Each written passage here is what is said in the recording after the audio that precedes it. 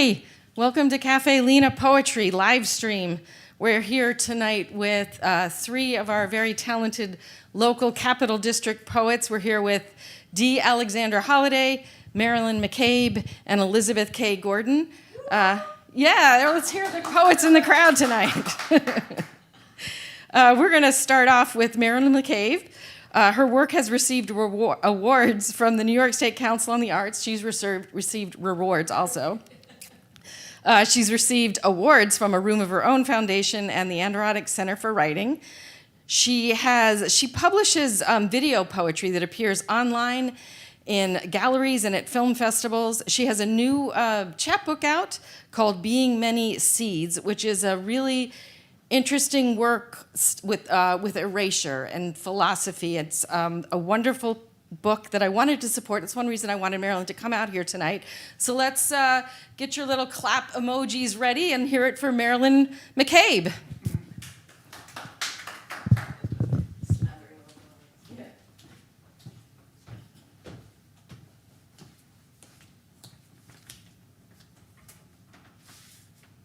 Thank you.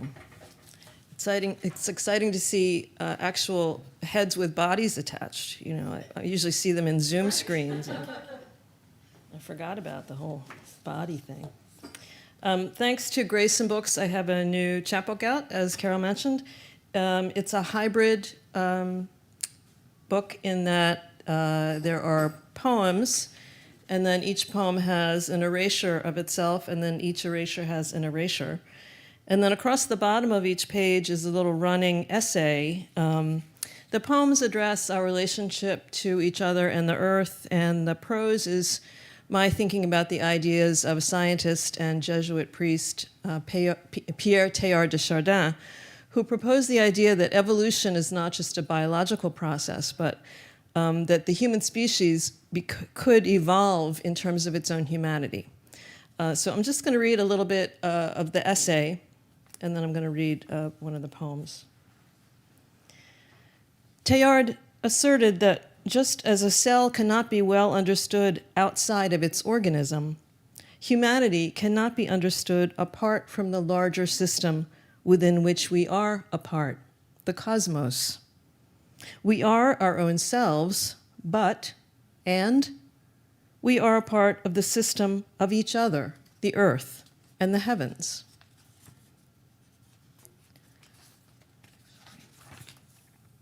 For Teilhard, the evolution of the grand system of which we are a part is intertwined with the evolution of humanity and our coming together of intention and will, and he believes that all this evolution has at its center, as its center-based force, centrifugal, God.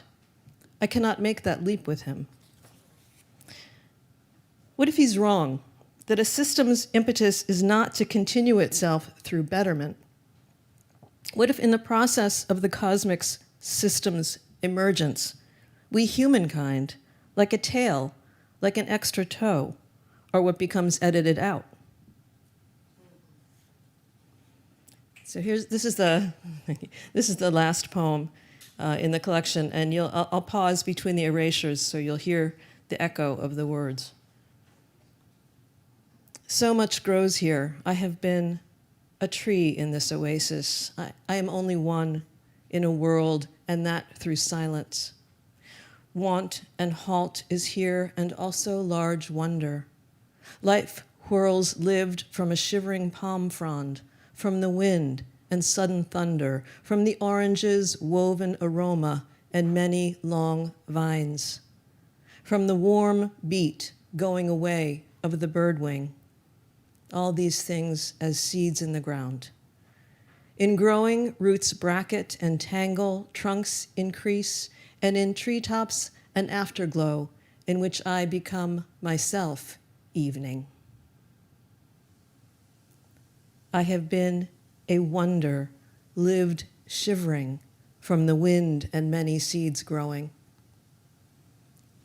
I have been many seeds.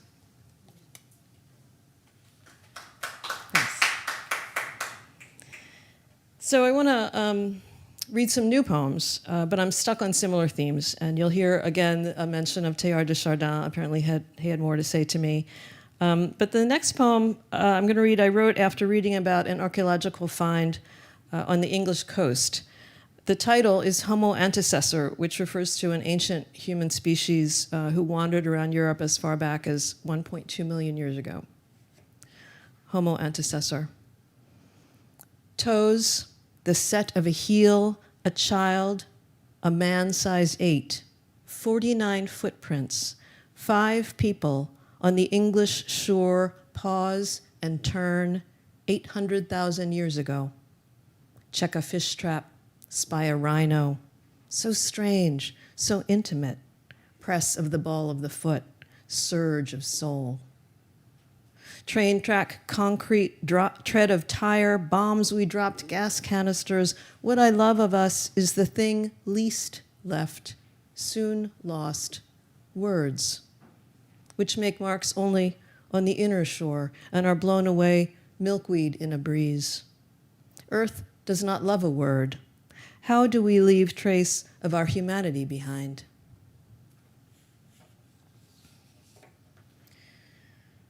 In this one, I mentioned Chardin again and some other of these humanoid species, Homo sapiens, Homo habilis, Neanderthal.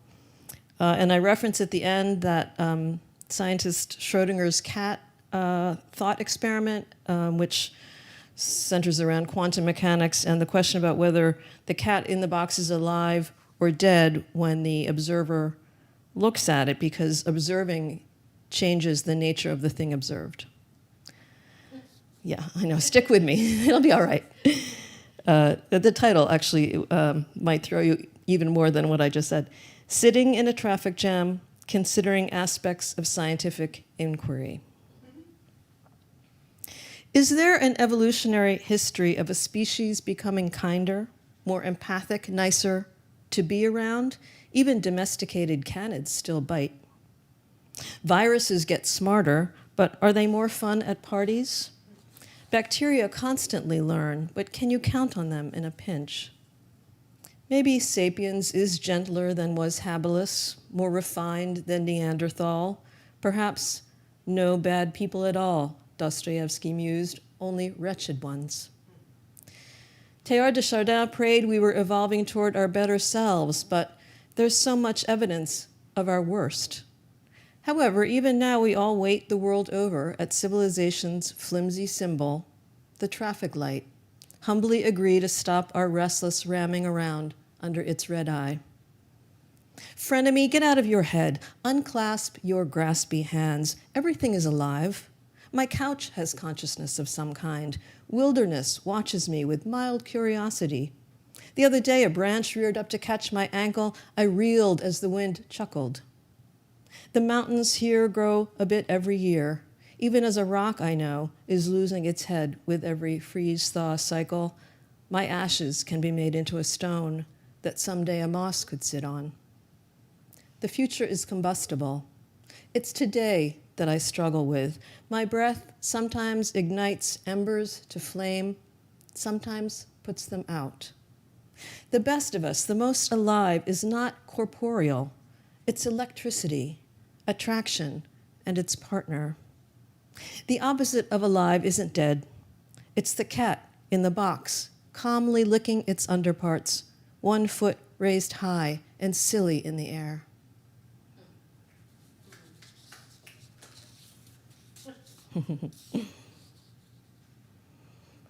I've been thinking about the special relationship between farmers and the land and the weather, and how it must be a love-hate intimacy.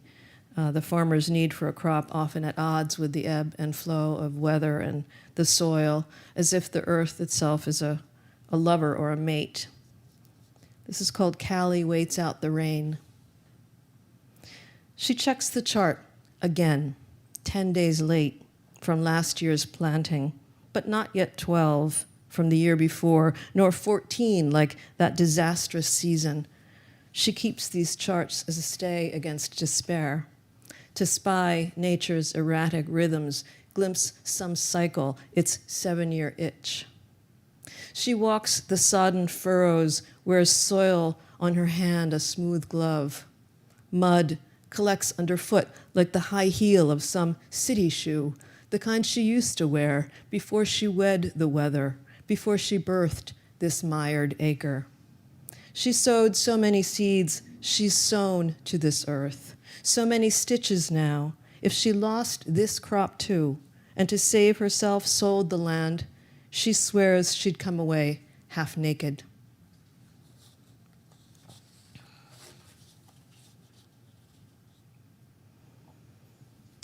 The comeback.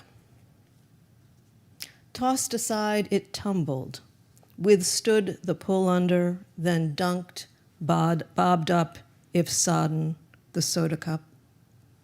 They are gathering the discarded, those that survive the displacement, the cast, trashing. They are settling into a current, bringing them all together, a diverse democracy, jostling, motley community, and the tide is turning.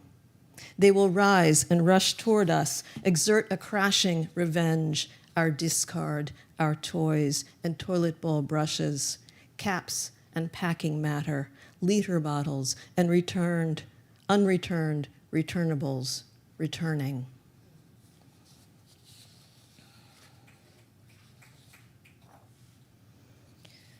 As you can tell, I'm interested in science. I mentioned in this next poem the word cilia, C-I-L-I-A. These are little hairs that some tiny organisms have that act like limbs or antennae. Thinking about yesterday today so I can write about it tomorrow. How attached I am to what's been. Lament the built-up fields of my youth, madly pump Botox into a falling face. I asked of my body today, what are you up to in there, friend? As so many I hold dear have found of late, cancers growing or cells otherwise awry. Even as I write this, my thought has lagged behind the passage of time, my Bic woefully slow to follow in my slipshod script. How is climate change affecting where I live? Maybe for a while we'll have a longer growing season. Not all change is unfortunate, but that always changes. I want what has been to be. I'm of a sentimental species.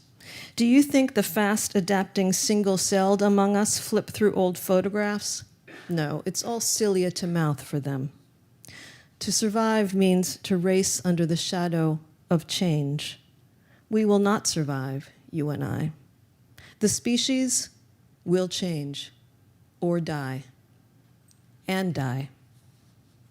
The bones of saber-toothed tigers can be found under the silt of the North Sea.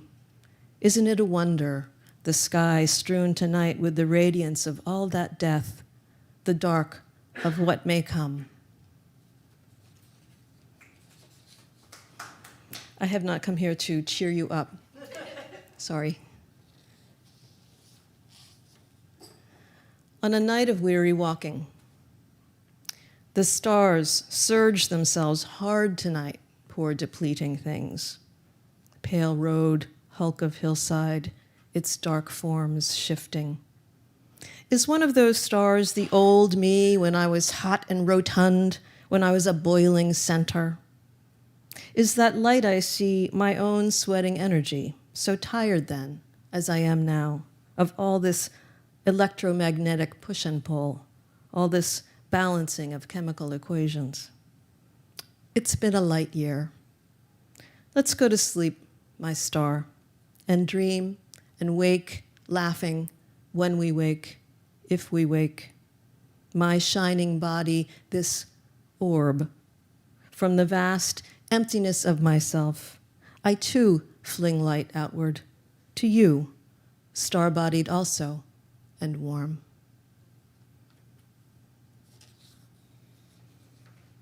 And I'm going to close with an old poem. Deep river, my home is over Jordan.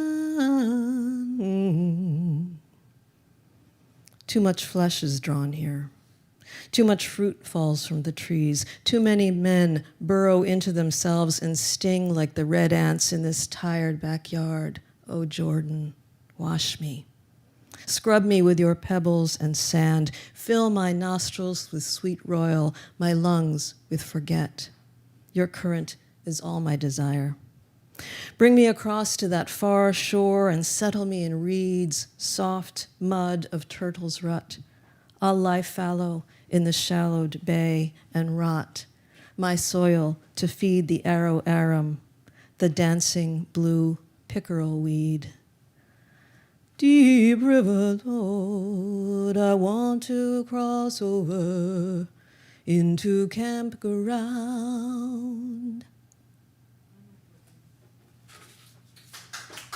Thank you.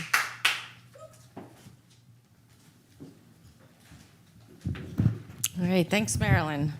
I think sometimes, Marilyn, when you go that dark, it does turn around into uplifting. So I appreciate that. I don't know if you could hear us, but there was a lot of that poetry going on, responding to Marilyn. Our next poet up is Elizabeth K. Gordon. She's a local writer influenced by performance poetry, mostly slam. She's a founding member of Albany's Nitty Gritty Slam, and she's toured and competed nationally, making it to the final stages at the 2014 Women of the World Poetry Slam in Austin, Texas. I find her performances to be very funny and political. She's a thoughtful person. She's an excellent writer. I'm very happy that she agreed to come and share her work with us tonight. Let's hear it for Elizabeth K. Gordon. Hey, hey. I can't see you, audience, but I got a haircut for you, the first one in 6 months. So you should feel good. I'm going to start with an endorsement for Yang, who's not running for president anymore, but thanks to Social Security, I now have a guaranteed minimum income. And believe me, it changes everything, even if it's very minimal. So I have a poem here I want to start with. On receiving my first Social Security check. Today, my younger self traveled ahead and in time and told me, don't get that store brand olive oil. Buy Bertolli extra virgin, go wild. Today, my younger selves passed around the bag as if I was the out-of-town feature at an open mic. Some only made it jingle, some slipped in 1s and 5s, some just slipped off. But where would I be without you, dear 27, pulling your head from the shishing oven?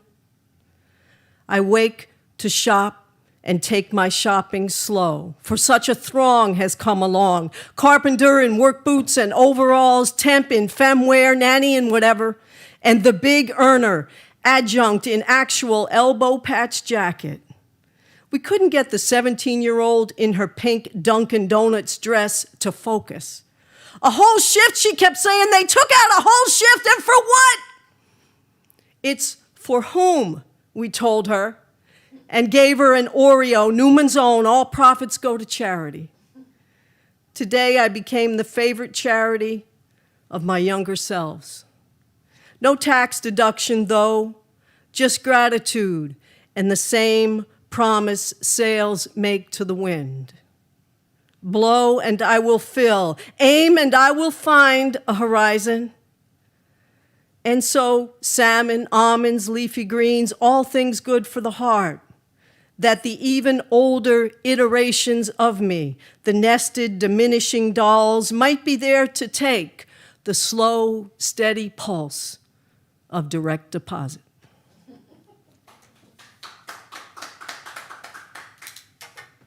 Thank you.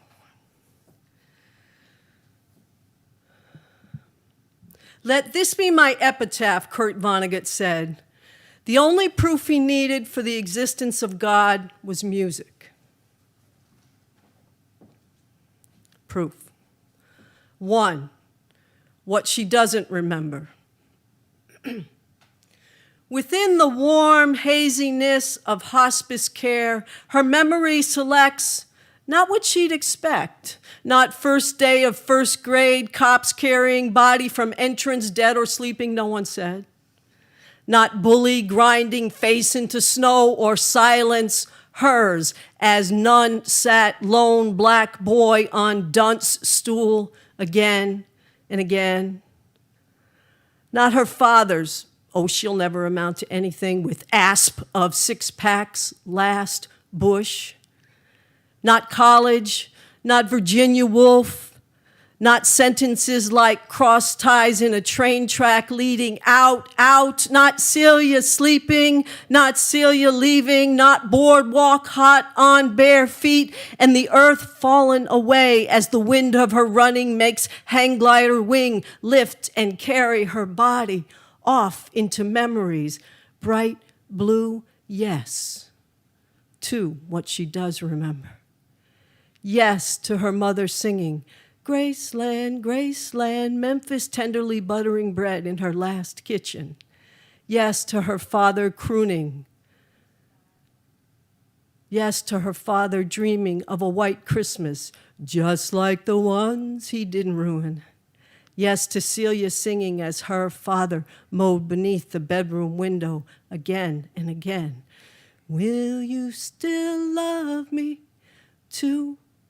To Fred, too, yes, hell yes, totally remembering Fred beside her in his Dodge Dart.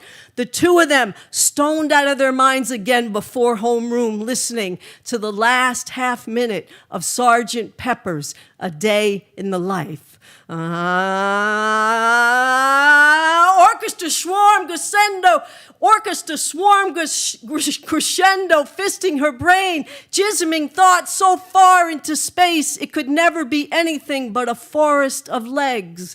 She toddles through to glimpse at last in the last row of the marching band strapped to the chests of these plumed giants, 5-bell lyres like her tinkly toy xylophone, but big and loud and car chrome framed and red ball hummingbird mallet dancing up and down the bright stairs, sparking staccato sun crystals and lava glissandos of music, music, sweet Caroline, dun, dun, dun. Proof.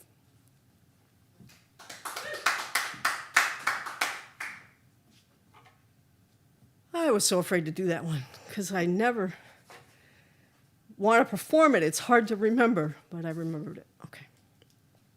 So I wrote a book called Love Cohoes. I live in Cohoes, and I'm trying to love it. And here's a poem called The Clotheslines of Cohoes, after Allen Ginsberg's America.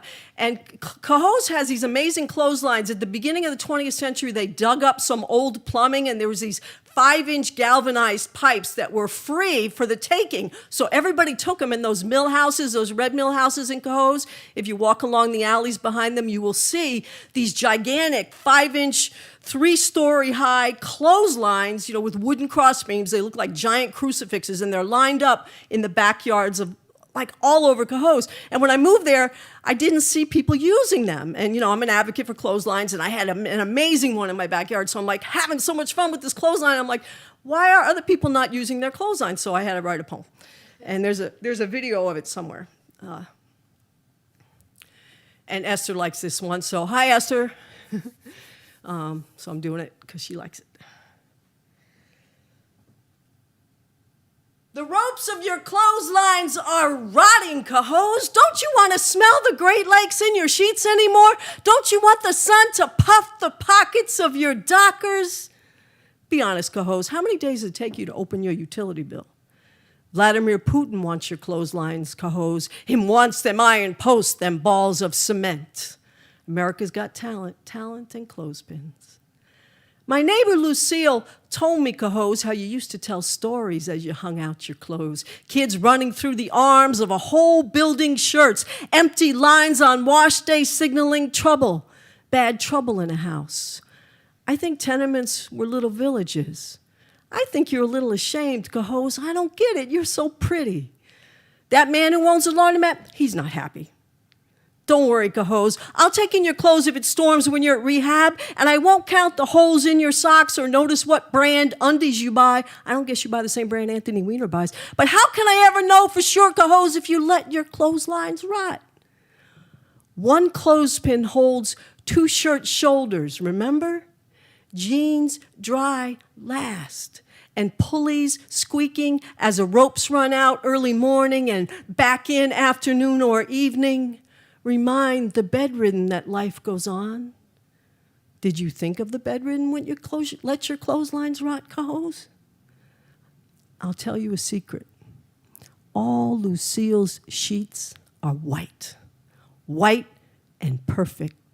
Sailboats at the starting line, ironed clouds, clan robes in detox. Come on, Cahos. I want to look up from doing dishes to see the prayer flags of your tank tops. I want to feel guilty for sleeping when you've done 2 loads already. And I want to compete with you, Cahos. I want to hang my towels better and faster. I want them to snap all dust bowl in the wind. And I want to concede defeat to you, Cahos. I want to say, you're a better housewife than I am, Cahos. Show me your stains, and I'll show you mine. Meanwhile, breezes dry the hair of the drowned and fill the shirt sails of the most desperate North African sailors. I have a shawl I want to show you, Cahos. Look at me when I'm loving you, Cahos. My mother speaks to me from the grave. She tells me, tell you, sell those dryers down rivers, sell those damn dryers to Yonkers, and come on out, Cahos. Come on out. Tell those chump squirrels, these ain't no tight ropes. Tell National Grid, get your greed out my pocket. Tell your children, 1 clothespin, 2 shoulders, like this.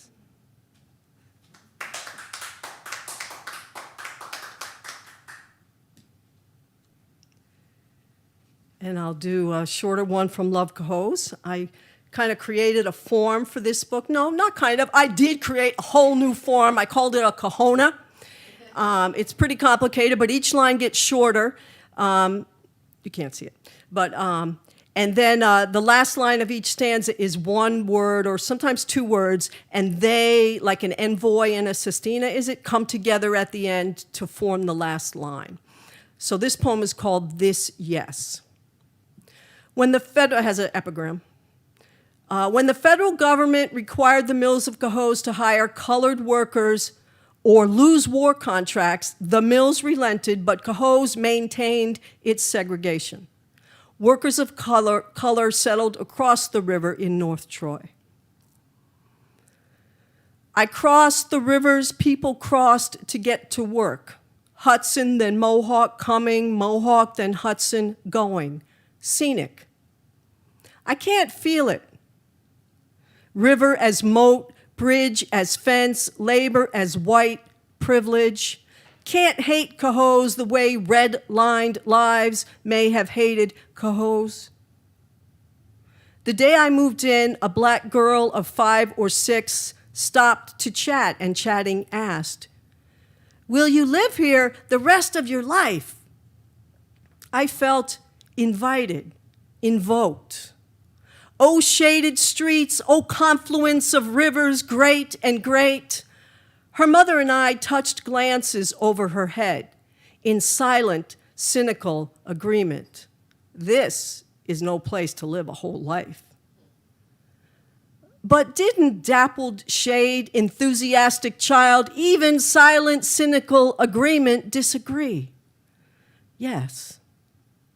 Scenic Cahos, I felt this yes.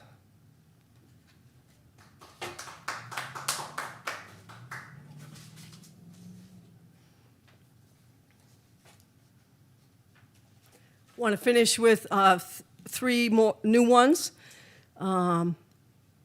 This shirt, if you like it, it's one of my oldest ones. You can get it. I believe it's still available online at Black Merch Inc., sold by folks I know in Troy.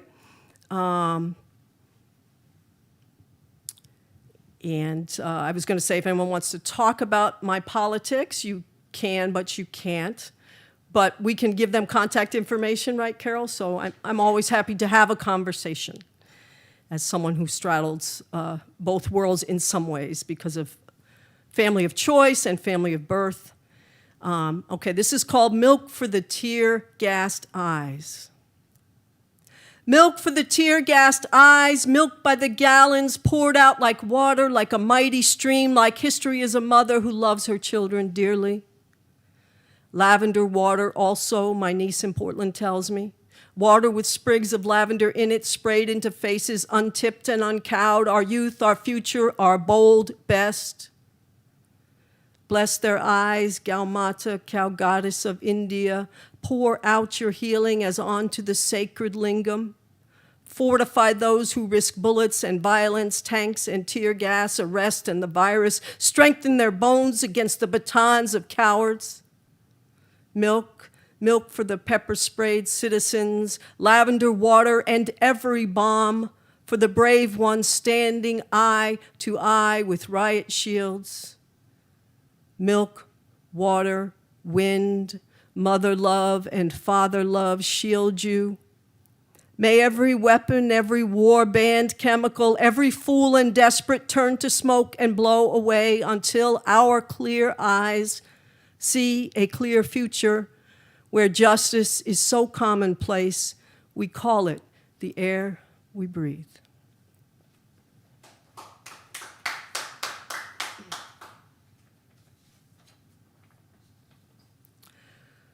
News story. I know there's a lot going on, but I did notice that Guinness, the company, bought back stale Guinness from the bars to help them stay open in Ireland and donated it to the Christmas tree farms in Ireland. So you gotta write about that. Okay. Guinness to fertilize Christmas trees. The Christmas trees of Ireland are 3 sheets to the wind, well pleased with themselves and the rain so stout and black this coronavirus spring.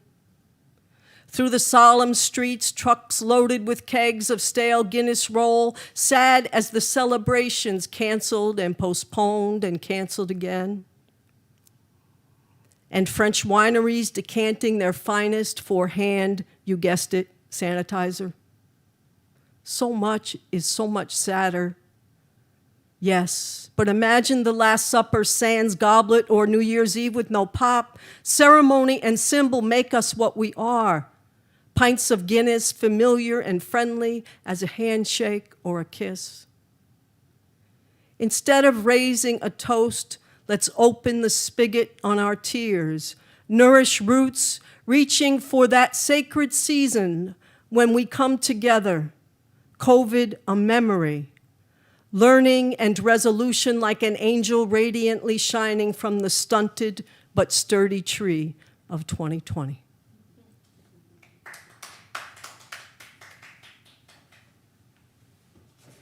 I think I'll finish there. Do you want to? You got one more? I think that's 20 minutes, and I don't want to take time from the next poet. You've got time for one more? Okay. I just looked at it and said, this one's a lot like the other one, and they're both new and not that polished, so, but I'll do this one that I plan to do. It's called When We Come Together Again.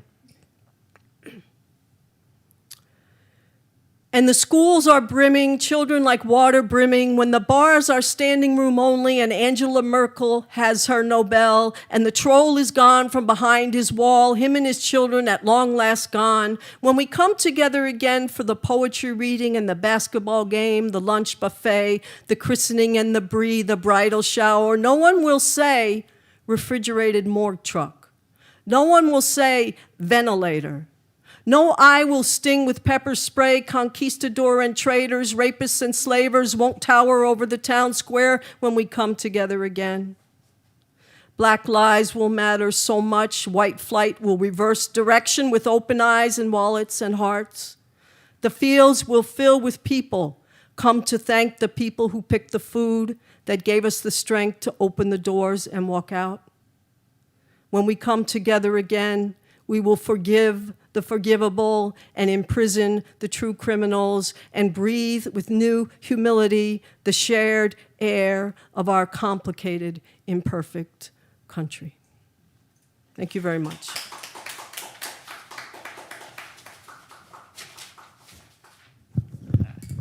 I'm really glad you read that last one, Elizabeth. That was a great one.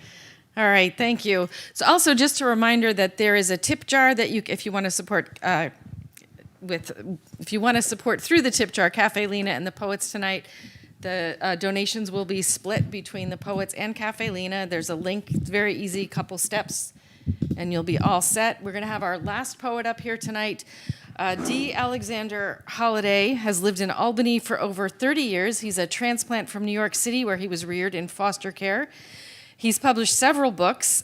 His memoir, In the Care of Strangers, The Autobiography of a Foster Child, is one of my favorites. He's written poetry collections such as Tales from This Black Heart and I Used to Fall Down. He holds an MA from SUNY Albany. He performs his work locally. He's been a regular here at Caffe Lena, especially since the renovation, and he was someone I just felt like I wanted to hear from him at this moment in time. So let's give a welcome to D. Alexander Holliday.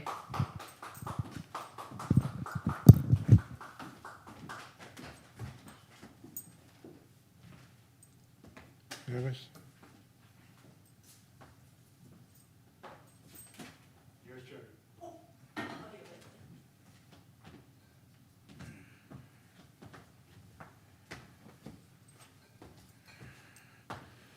Okay, so if I could, I want to stand here for just a minute because I know this is being recorded, and I want to, when I go home and see this, I want to see myself in this mask.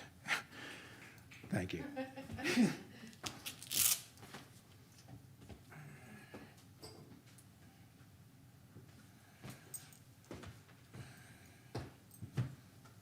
Okay.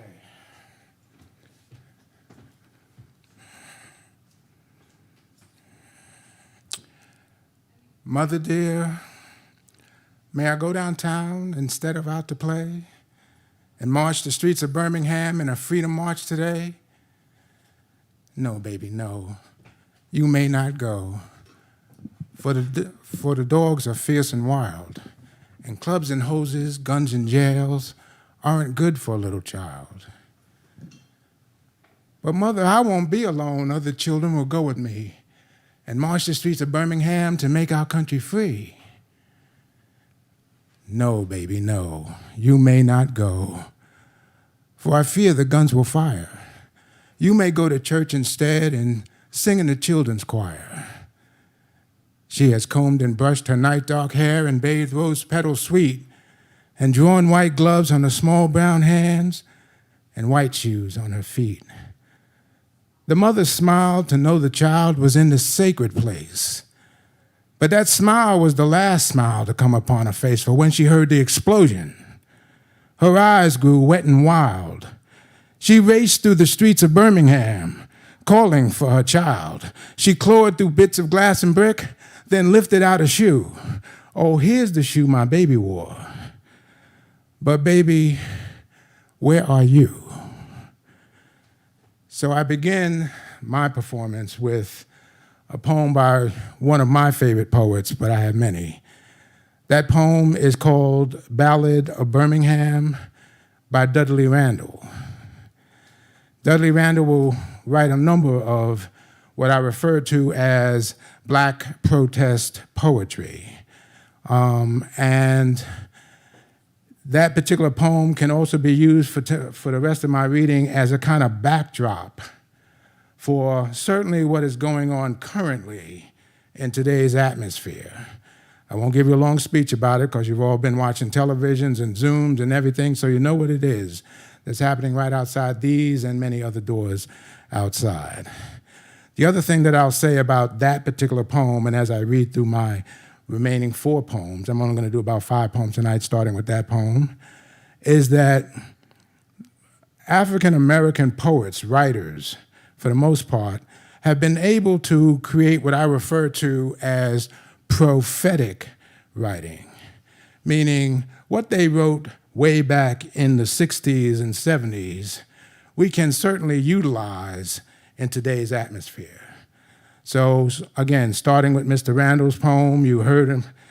There's that thing about marches and protests and dogs, and then look out what happened today in 2020 and see whether or not there can be an immediate connection to what he did then and what we're doing now.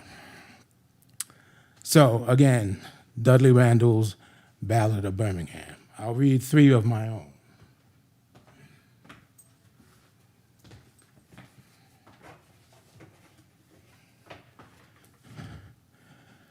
From the first book, published in 2003, I'd like you to listen to the title of my first book of poetry, Letters to Osama.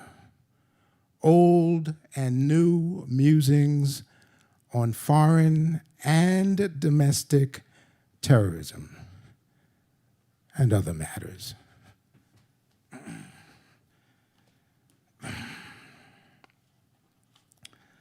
So, I put my reading together as soon as Carol gave me the invitation to come read for you this evening, way back at the early part of July, and I didn't change up on any of the pieces. So one of the pieces that I chose from the first book is titled, "We Are Gathered Here Today." Pay attention. We are gathered here today to pay homage to the living giants, not to dismiss the roles played by the dead. Their contributions were vital, whether they gallantly followed or bravely led. But today we give kudos to the living, a chance to say thank you and God bless. For your selfish determination, you saw a goal and settled for nothing less. So we say thank you, Mr. Patton, for the opportunity to sit and talk. Thank you, Mr. Harbor, for making us smile when we wanted to squawk. Thank you, Mrs. Miller, for saying, "Here, take a drink of water." And thank you, Mrs. Ursery, truly a native daughter. Thank you, Mr. Lewis. They say I favor you in younger years. Thank you, Mr. Thomas. So much courage despite the fears. Thank yous to Matt Jones. Through music, you gave others strength. And thank you, Mr. Farmer, for demanding freedom at any length. Thank you, Mr. Shuttlesworth.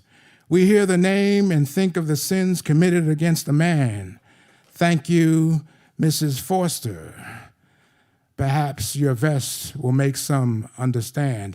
Thank you, Mr. Moss, Mr. Chestnut, and Mr. Lowry for words that provide us hope. And thank you to the nameless others, who gave something to help others cope. Thank you, Mr. Lafayette. You've been a mentor and a guide. And thank you to the other leaders for demonstrating the significance of the Freedom Ride. And let's give thanks to God for the wonders that he can do. There is still a task at hand to be carried out by me and you. Oh, and I'll ask that you hold all of that applause, please. It just kind of throws me off. It's kind, but let me just get through this, and if you have anything left, you can offer it up. So that was book number one, and I wanted to remind myself that I can, in fact, handle the rhyme scheme, which Black America is so infamous for, or famous for, and that poem just gives me a lot of strength and hope. You heard Mr. Lewis mentioned in the poem, and his very recent passing is a tremendous loss, and I'll have a little bit more to say maybe toward the end of my reading. But book number two started out as a chapbook. I used to fall down. And it was conceived because a certain trial was going to take place in New York, but then it was moved to Albany, New York, on the death of a very important individual that's in this book. What I committed myself to doing when I was going to do this chapbook was write one poem per day during the duration of a certain trial here in Albany, New York, when the trial was moved here. I was working literally 2 doors down from the courthouse, and it just was important to me to write something while that trial was going on. And this is one of those 50 poems that wound up in the book. All 50 poems certainly are not just about the trial. Again, appropriate enough, this poem is called Rest in Peace. Amadou, did you see it? Huh? Did you see it? Did you see the defense rest its case? Did you see it? Huh? Did you see? Amadou. Did you see? Amadou, did you see the case is over in less than 2 weeks? Man, did you see it? Did you see the judge direct the jury? Oh, man, brother Amadou. Did you see how the judge told that jury to not consider you a man, a living human being, a son to a mother and father, a hard-working, good, innocent man, a black man? Oh, damn, brother man. Did you see it? Did you see the smug looks on those 4 faces as the judge told that jury to find something lesser to convict these 4 of, that they got more natural power than any black man will ever have, young or old? Amadou, did you see it?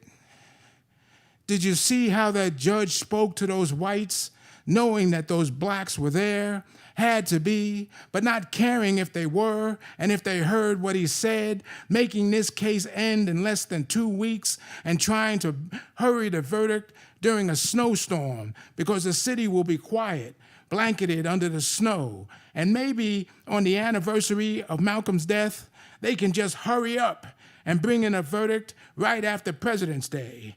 Man, Amadou, did you see it? Did you see your mom and dad trying to get justice so that you can rest in peace? Huh? Did you see it?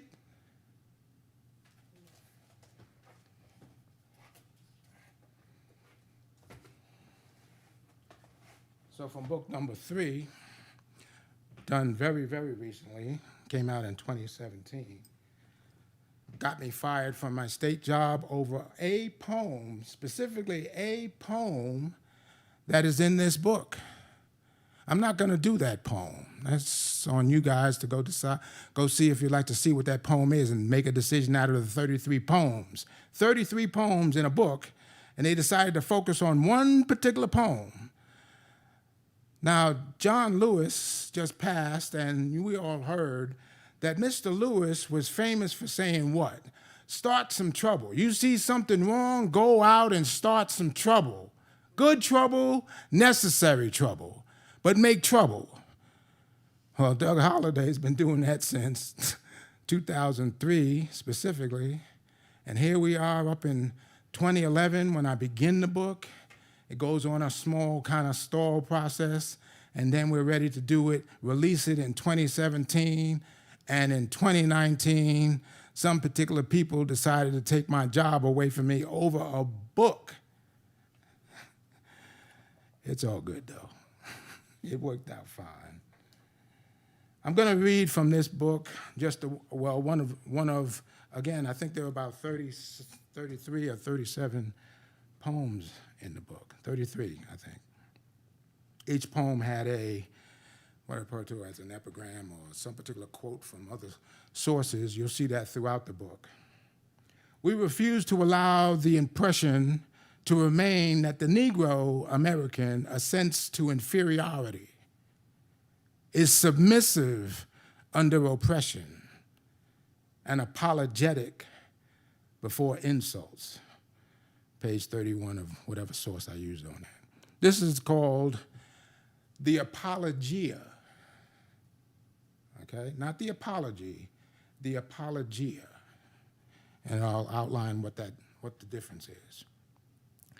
In LaGrange, Georgia, a sheriff and a mayor make an apologia for nearly 80-year-old death of a young black boy who was 16 by shooting and lynching, expecting what?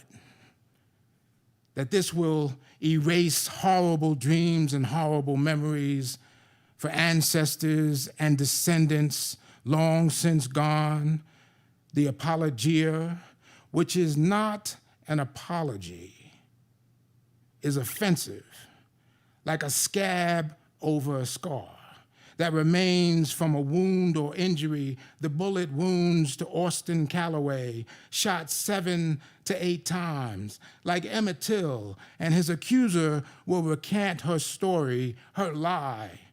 Those wounds scabbing over and leaving scars to be picked at nearly 80 years later by a sheriff and a mayor and a liar with their apologias.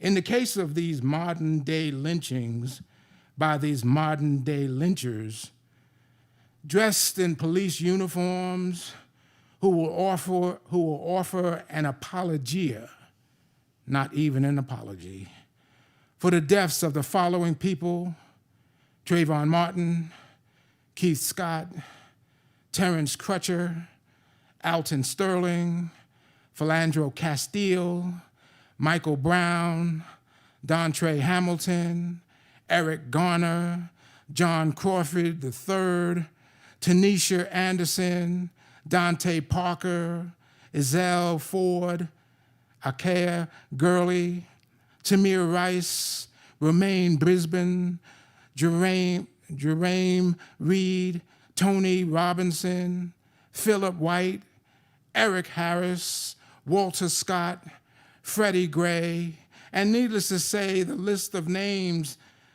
this list of victims and dead goes on and on and on.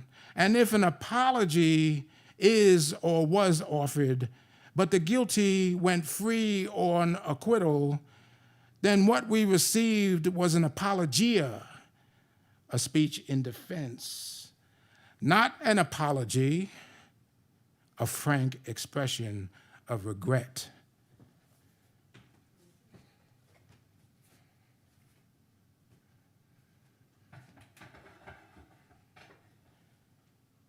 This poem I've done on this stage a couple of times, and I may have done it certainly at the Social Justice Center for my friend Dan Wilcox. It is one of my other favorite poems by the same poet I began with, Dudley Randall. This is his conversational piece between Booker T. Washington and W.E.B. Du Bois.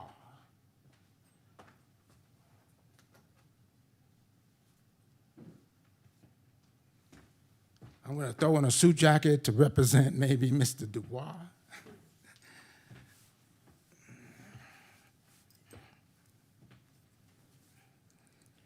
And after having found this poem many years ago, so it's I committed this poem to memory lots of years ago. And I could stand here and perform it, but it looks a little bit better like this.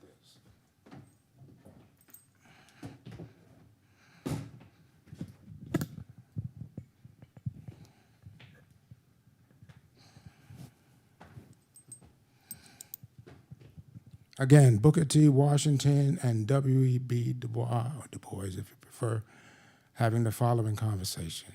Dudley Randall. It seems to me, said Booker T, it shows a mighty lot of cheek to study chemistry and Greek when Mr. Charlie needs a hand to hold the cotton on his land. And when Miss Ann looks for a cook, why stick your nose inside a book? I don't agree, said W.E.B. If I should have to drive to seek knowledge of chemistry or Greek, I'll do it. Charles and Miss can look another place for hand or cook.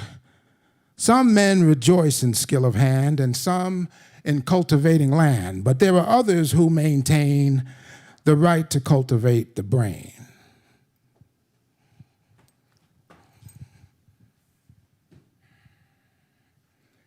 It seems to me, said Booker T, that all you folks have missed the boat who shout about the right to vote and spend vain days and sleepless nights in uproar over civil rights. Just keep your mouths shut. Do not grouse, but work and save and buy a house.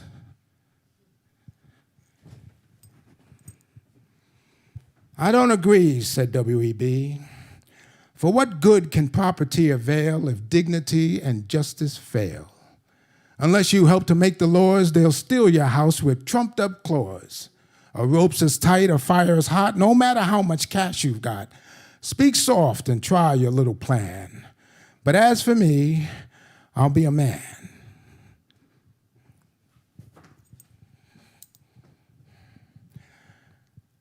It seems to me, said Booker T. I don't agree, said W.E.B. Okay, so that's me. You want one more or two more? What are we doing on time? Am I? One more? All right, thank you for one more. That's good. I'm going to do another poem from Total Wrote. I think when I was teaching men inside of a prison how to handle poetry, certainly I would try to teach them to understand that some poems, whether when they were written a long time ago or presently or their own poems, should be performed, pretty much like I just did with W.E.B. It took me a quick minute to read that poem in a book and then realize I can do something a little bit better with that poem. Not much better than the writing, but better in the performance of the piece. So that's how that came out. I'm going to do one more from Wrote. This is my other favorite poem, and this is by Frank Horn. Frank Horn writes the following poem called On Seeing Two Brown Boys in a Catholic Church. It is fitting that you be here, little brown boys with Christ-like eyes and curling hair. Look you on yonder crucifix where he hangs, nailed and pierced, with eyes all blind with blood that drips from a thorny crown. Look you well, you shall know this thing. Judas's kiss shall burn your cheek, and you shall be denied by your Peter. And Gethsemane, you shall know full well, Gethsemane. You too will suffer under Pontius Pilate and feel a rugged cut, a rough-hewn cross upon your surging shoulders. They will spit in your face and laugh. They will nail you up twixt thieves and gamble for your garments. And in this you will exceed God. For on this earth you shall know hell. Oh, little brown boys with Christ-like eyes and curling hair, it is fitting that you be here. Thank you, guys. Stay safe.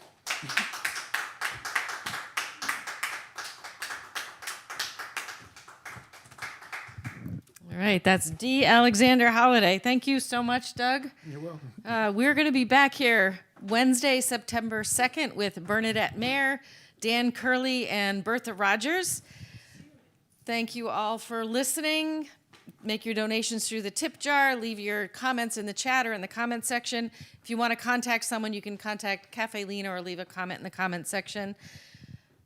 Let's hear it for all the poets here tonight. Have a good night.